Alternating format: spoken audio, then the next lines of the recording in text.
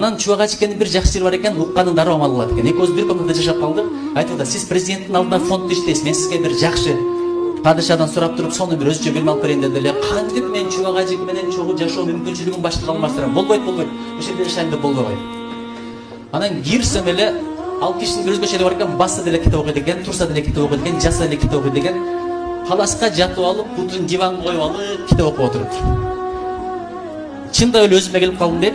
Ана мен ойлогом да, мен кызматын кылам, батасын алам деп. Кызмат кылдырбайт экен. Мен тургучакты бут кийимди түздөп коет. Чапанымды кийгизе коет.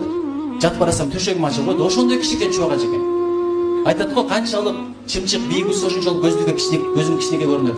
Ал мен деген сайын адам көзгө кичинекей көрүнө берет. Ал кичипейин дегендин даражасы бийик экен. Атайын сурап көрдүм, Максат Ажы жөнүндө сурадым. Абшүкүр Ажы жөнүндө сурадым.